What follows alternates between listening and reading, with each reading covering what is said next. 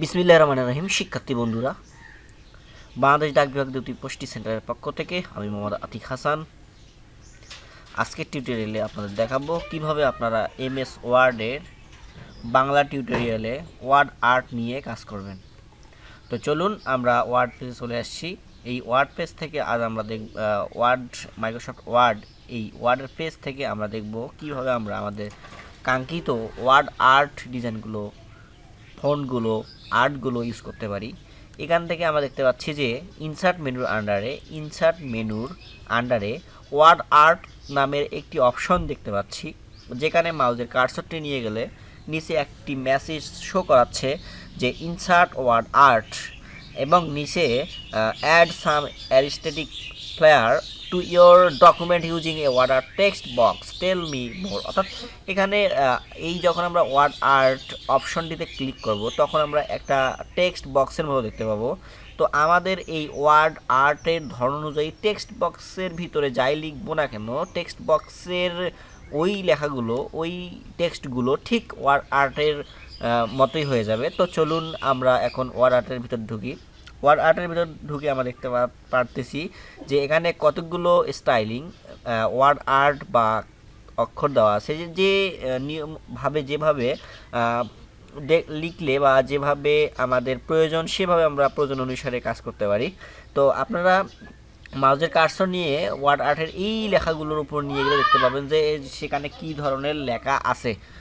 সুতরাং আমরা এইখানে fill black text one shadow এইটাতে ক্লিক করে দেখতে পাচ্ছি fill blue accent one shadow, এবং এইটিতে ক্লিক করলে দেখতে পাচ্ছি ফিল অরেঞ্জ অ্যাসিয়েন্ট।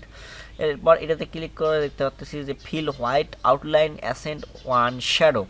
অর্থাৎ প্রতিটারই ভিন্ন ভিন্ন বৈশিষ্ট্য আছে, ক্যারেক্টারিস্টিক্স আছে, যেগুলো আপনার ভালো লাগে, যেটি আপনি কাজ করতে পছন্দ করতেছেন, যেটিতে আপনি স্বাচ্ছন্দ্য বোধ করতেছেন, সেই অর্ডারটি নিয়ে আপনি কাজ করতে যাবেন।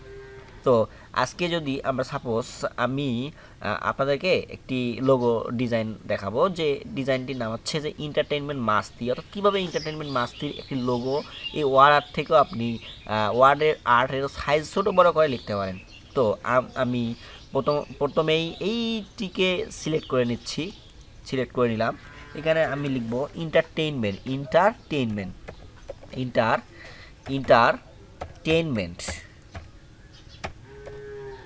লিখলাম, এবং এই এন্টারটেইনমেন্ট লেখাটিকে আমার প্রয়োজন অনুসারে আমি ইচ্ছা করলে আরও সাইজ ইনক্রিমেন্ট করে নিতে পারি।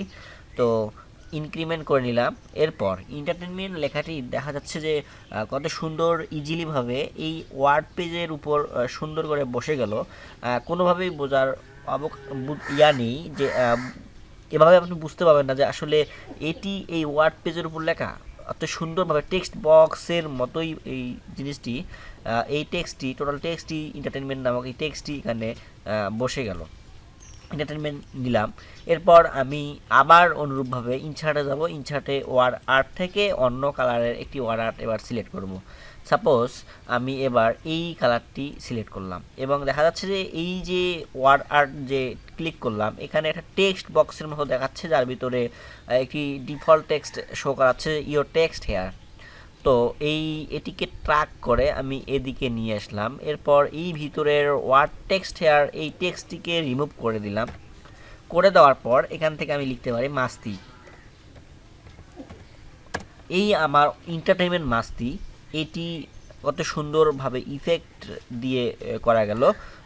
তো এভাবে আপনারা আপনাদের এই ওয়ার্ড আর্টগুলো ইউজ করতে পারেন। তো এই এন্টারটেইনমেন্ট মাস্তি এই টেক্সটটিকে যদি আরও শর্টকাট ওয়েতে, যে আমি এন্টারটেইনমেন্টের নিব এবং মাস্তির এম নিব, এভাবেও আপনি একটি সুন্দর ওয়ার্ড আর্ট দিয়ে ডিজাইন তৈরি করতে পারেন। তো চলুন আমরা সেরকম আরেকটি ডিজাইন তৈরি করি। তো এইটির জন্য এইটিকেই আমি কপি করে নিলাম, ওই দিকে আর বারবার যাচ্ছি না। তো এখান থেকে নিলাম, বাকি লেখাগুলো রিমুভ করে দিলাম, এবং এইটিকে সুন্দর করে ট্র্যাক করে আমার পছন্দের বা আমি যেখানে রাখতে চাচ্ছি সেখানে নিয়ে যেতে পারি। আবার এই মাস্তিটাকে আবার কপি করে নিচে টেনে নিয়ে আসলাম, এবং মাস্তি থেকে বাকি যে অক্ষরগুলো আছে সেগুলোকে রিমুভ করে দিলাম।